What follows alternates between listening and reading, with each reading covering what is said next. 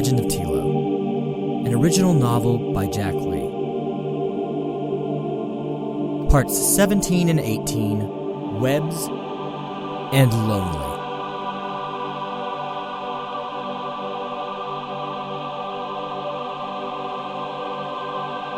Part 17, Webs. Telo followed her own scent to where she had met the colony's hunters and gatherers. She surveyed the area and once again picked up on the group's scent. There was still only the scent of 4 ants, the 3 she had just left in the other colony, and her own nurse. But there were 2 more trails, each containing the scent of only 1 ant. She didn't know why the nurses had dispersed here. Why did her own nurse and these other 2 decide to go it alone, leaving the other 3 to start a new colony and forget all about them? She decided to try to find one of the other nurses first. Maybe this nurse had not forgotten her own mother like the other 3 did. As she traveled along the new scent trail, she noticed that the vegetation was getting thicker. She crawled through a grove of weeds that covered her head and blocked her eyes from the sun's light. She felt her way through the darkness until the trail stopped. She felt around the thick green stalks and found nothing. She felt the ground with her feet to see if there were traces of burrowing and digging. Maybe the nurse had chosen this place to hide and go underground. But there was nothing. It was as if the ant had flown away. She looked through the tops of the plants and saw some kind of woven silky structure that had been carefully formed around the tall weeds. She'd never seen such a structure before. It was an odd shape, symmetrical, and void of any of the random elements that Telo normally experienced in nature. Some creature had built this structure. Telo scanned the smooth lines for signs of life. There were many bundles of threads scattered all over the structure like sown seeds. As her eyes moved from the sky towards the ground, she noticed a familiar shape. It was a shape that would be most recognizable to Telo with limited experience. It was the shape of an ant that looked just like her nurse. As her eyes moved down, she saw another queen, one that looked just like Sama. But the queen didn't move. The nurse, however, was struggling and writhing and shaking in the web. "Hello?" Telo called out. Telo decided to climb the structure and try to get a better view of the ant. She placed her foot on the woven threads and tried to make her way towards the nurse, but her legs couldn't move. The silk lines were coated in a sticky substance that had trapped her feet. She reached down with her pinchers and snapped the line. Her lower half fell to the ground. She picked the sticky substance from her feet with her pinchers. "Can you hear me?" she called again. A faint voice crept down from the structure. "Who are you?" Telo was taken aback by the ant's speech. "I'm Telo. I'm looking for the remnants of my colony." "Telo, you no queen?" "I am not." "Why name?" Telo thought about this for a moment. She had reservations about sharing her story again after the last group of ants she met had called her crazy and tried to kill her. "I don't know. What are you doing up there?" "Colony gone. Queen is dead. Eggs failed." "You'll have to talk slower. I can't understand what you're saying." "Colony gone. Queen dead. Eggs failed." "What queen is dead?" The nurse motioned toward the queen ant caught in the web. She was big and a dark shade of red, like Telo. She wasn't moving. "What do you mean your eggs have failed?" "You must leave before..." Telo felt the wind of something dashing over her head. She looked up, but didn't see anything. "Before what?" "Before..." The nurse's broken sentences were cut off by a loud scream. Telo felt a presence behind her. She tried to turn around, but she was knocked to the edge of the clearing by what felt like a thick branch. She felt the stinging in her side. She checked her outer shell to see if she had been injured. There was a slight indention, but her shell had held out, though. There were no cracks in her armor. Telo shook her head and looked around to try and catch a glimpse of what had just hit her. She heard loud scurrying and felt swift breezes over her head. She climbed a blade of grass and concealed herself. She heard a loud voice calling from the clearing. She didn't recognize the language. She peeked from around the blade of grass to see a large spider stalking the path that led to the web. It moved its head from side to side, making loud noises. It was some kind of speech, but it was not ant language. Telo did think that she recognized the tone of the speech, however. It was taunting her. The spider was trying to shake Telo's nerves and cause her to make a mistake. The spider looked in Telo's direction. Telo slipped her head back behind the blade of grass and steeled her nerves. She thought about running, but she could not leave the other ant alone in the web with the queen ant long dead. She could be one of Telo's sisters. Telo heard loud crashing sounds pounding into the ground. She peeked around the corner to see the spider jabbing its abdomen into the dirt. The sound grated on Telo's nerves as she felt her feet start to loosen on the grass. The thick waves of sound shook Telo's body like bomb blasts. The blast caused the grass around her to move, and her hiding place twisted and shook in the air. If the blade of grass twisted in the spider's direction, Telo would be spotted. The spider was a light tan color with strange markings on its back. Telo judged its size to be about half of the cricket she killed earlier, but the cricket was not aggressive. It was content to graze and mind its own business. This spider had designed an elaborate trap to catch other insects. This creature was a hunter and a fighter, just like Telo. At last, she thought, a real battle. Telo climbed to the top of the blade and peered at the spider from above. Without thinking, she leaped from the grass and landed on the spider's back. Her antennae touched the spider's soft, fuzzy body, and Telo experienced the same heightened sense of movement that she felt when she had fought the cricket. She reached out with her pincers to bite down on the spider. But before her pincers could make contact with the spider's flesh, the spider spun around in a whirlwind and launched Telo into the air. Telo landed on the ground several steps from the web. The spider leapt on top of Telo. Telo looked into the spider's face to see two large fangs aimed at her head. She moved from side to side as the spider drove its fangs at her, landing around her body, creating small craters in the ground. Telo leapt onto the underside of the spider's head. The spider began to slam its head into the ground over and over and over again, trying to smash Telo against the soil. She crawled across the spider's underbelly and found a crevice that ran down the length of the spider's body. The spider slammed its body into the ground and dragged its underside into the dirt, wallowing its underbelly into the soil. Telo felt the top of her head scrape against the dry soil and skin the top side of her body. Telo bit down on the soft flesh of the spider's underbelly and dug her pincers in as deep as she could. The spider lifted its body from the ground and sprinted around the clearing, slamming itself into any grass it could find, trying to knock Telo loose. The spider turned over on its back and began thrashing its own belly with its legs. A large leg pounded into Telo's back, causing her to lose her grip. She felt another of the spider's legs smash into the side of her body. She sailed into the forest of grass with such force that she tore holes through several plants before plunging into the ground, creating an ant-shaped indentation in the dirt around her. Telo's vision became a blur. Her eyes lost focus and she could only see misty hazes of colors, the greens of the plants and the browns of the soil. She saw the spider in brief episodes of movement, but could not determine her attacker's exact location. She stumbled out into the open, dizzy and swinging her pincers through the air, trying to latch onto something. She did not see that the spider was standing over her until it was too late. She felt the movement of the spider's attack brush against the top of her head and the base of her antennae. She darted backwards, trying to get back under the spider. She heard the crack and crunch of the outer shell of her face as the spider struck with its fangs. She felt a wide scratch on her face and the sudden painful chill of air seeping in past her armor to her inner flesh. Telo looked up to see the underside of the spider once again, towering over her head and blocking out any view of the air above. She reached up with her pincers and grabbed the spider's soft underbelly. Without any hesitation, Telo stabbed her stinger in the spider over and over again.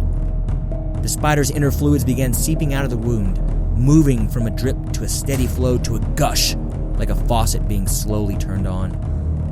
Her abdomen became wet with the spider's brown blood. She kept stabbing. The spider crept forward. Its back legs began to drag the ground as it lost feeling in the lower half of its body. It once again rolled over on its backside and tried to strike Telo with its front legs. But Telo was too far down the spider's body for its legs to reach. Its legs tensed and curled towards its belly as the life left its body. Telo kept stabbing. It's dead! The captured nurse called out from the spider's web. Telo felt a soreness in her pincers from where she was gripping the spider's carcass so hard. She realized that she had made such a large wound in the spider that the lower half of her body was disappearing inside the spider's body with every thrust of her stinger. Weary from the battle, she released her grip and rolled over onto her back and rested on the spider's lifeless body. Telo slept.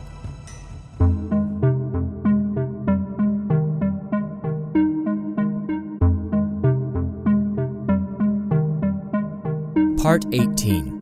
Lonely. Telo woke to the sound of the trapped nurse's voice calling her name.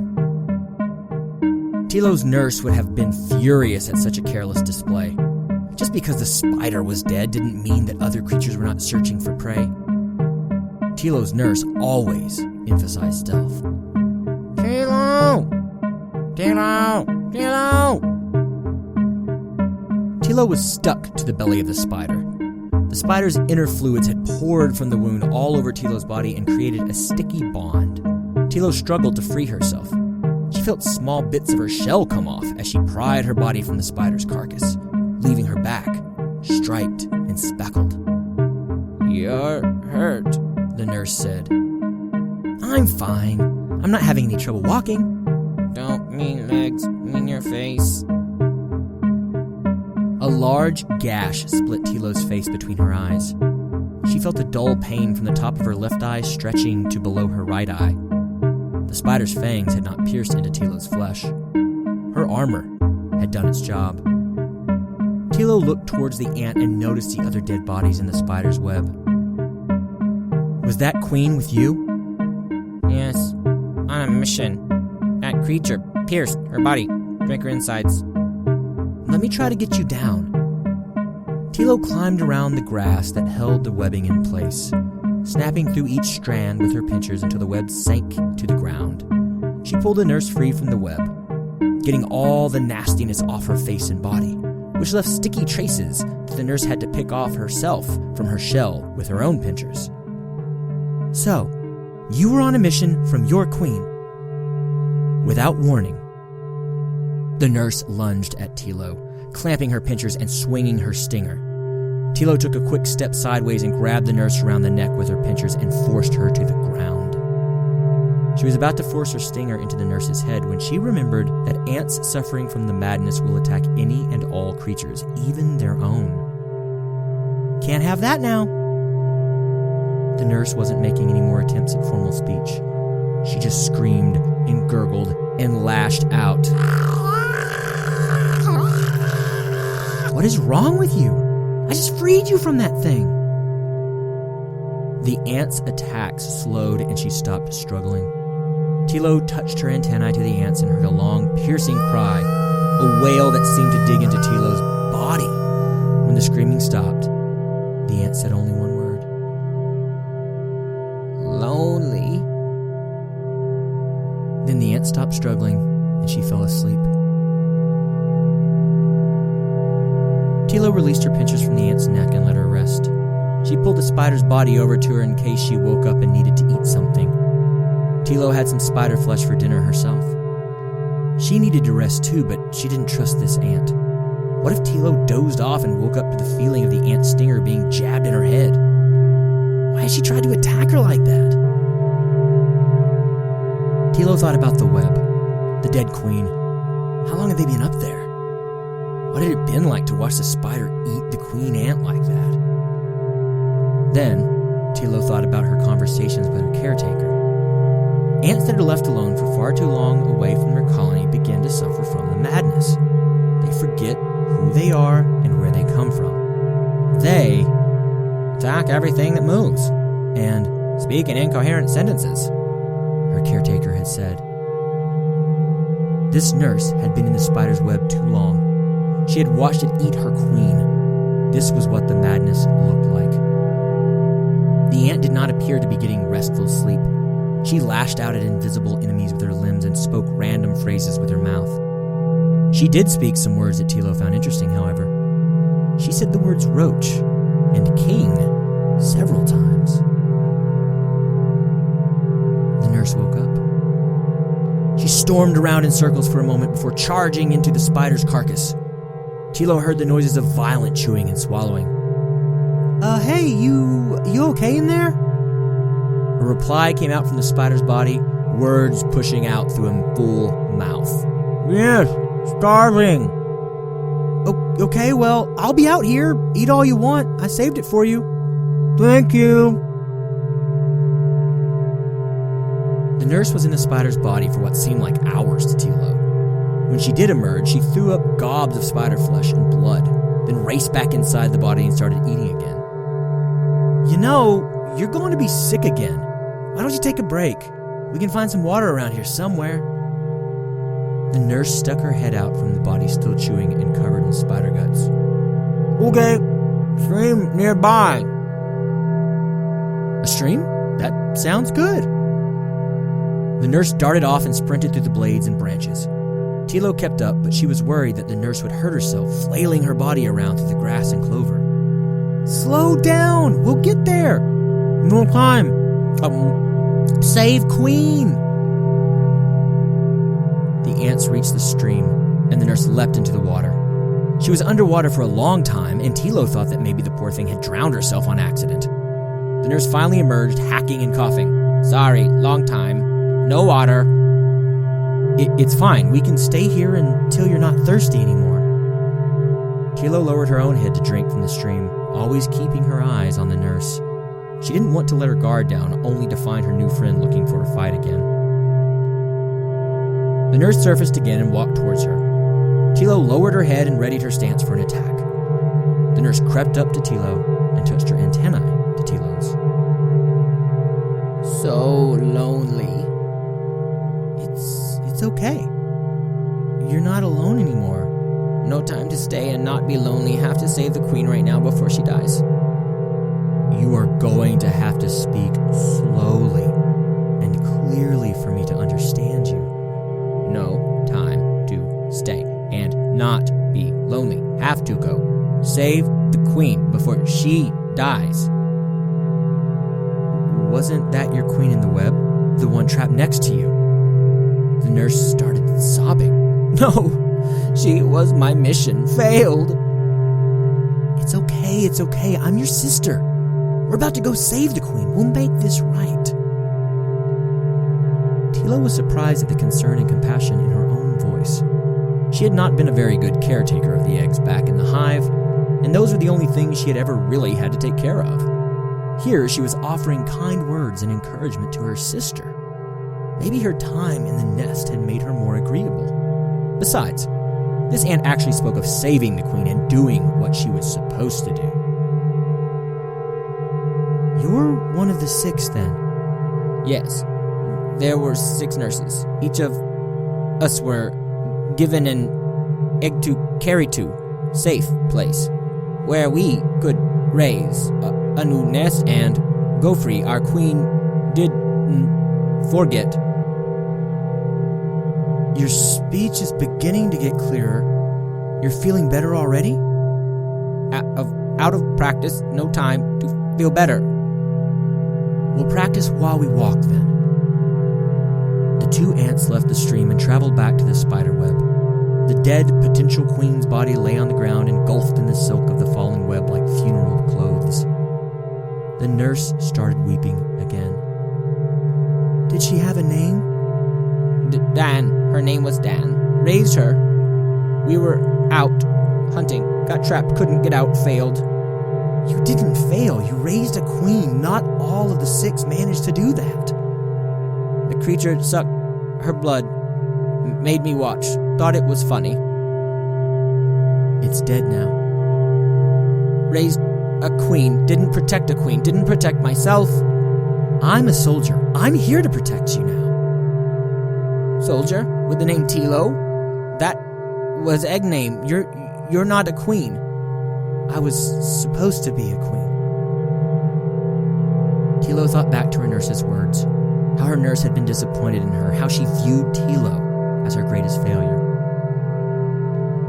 Yes, queen named 4 eggs. Came out here. Got into a disagreement over staying together. Your nurse? Grow into a soldier? No, my nurse died. She trained me to be a soldier myself. I know that sounds crazy. Our sisters thought I had the madness.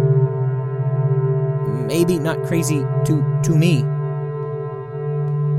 Telo realized how much she needed that kind of reassurance. After being in the colony, she was beginning to doubt her own story. Your nurse, she told you what we have to do? Yes, she told me everything. Do you think we need to go look for the other nurse? She could be out here alone like you. Don't know. You're the soldier. I'm just attendant or wanted to be. I care for queens. I don't know anything about fighting or making decisions. I'll follow you. But you're older than me, more experienced. Maybe you do have madness. Telo came looking for this nurse, hoping she would be as knowledgeable as her own. She wasn't. Her mind was too far gone, even if she did know something. This nurse would be useless in fighting the roaches and freeing the queen, but Telo was glad to have met another member of her family, and this aunt might know the way to the queen. Look, I don't think we can risk looking for the other nurse. There is no telling how far into the wilderness her trail is, and we don't know what happened to her. It would be a waste of time to travel a long way only to starve to death or get eaten, or to find another dead sister, or worse. Now you sound like a soldier. Always thinking of best thing, your instinct. I'm just doing what I thought I was taught. Survive at all costs, you know? Can you get us to the slave camp? The king's colony? Wait, what's a king? You said that in your sleep. That is what the drone goes by now. The one in charge. I thought nurse told you everything. She told me males have one purpose. I don't know what the word king means, but I don't want to ever hear that again. You're the soldier, mother's daughter. Telo and the nurse followed the scent until they once again sensed the full 6. They did not travel side by side as Telo and her nurse had done. Telo walked ahead with her new companion following along. Telo had become the leader, whether she wanted to be or not. You said you wanted to be an attendant to the queen? Yes, the dreams say so. Do you want to be called attendant? Yes, very much so. All right. Well, let's keep on going, attendant.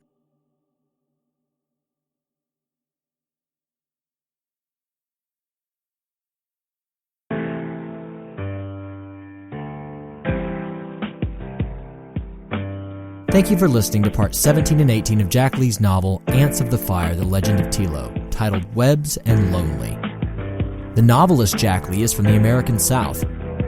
He enjoys clean water, fresh air, and tall trees.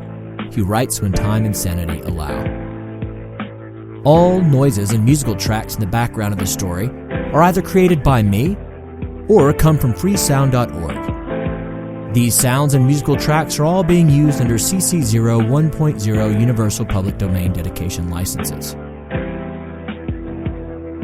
That does it this week for Prose. I sincerely hope you've enjoyed the tales. Let's steel ourselves to what might happen next as Telo heads back to the colony. Until we continue this story, and all the others in 2 weeks' time, love those around you, tell them that you do, and embrace this life as it is, always, stranger than fiction.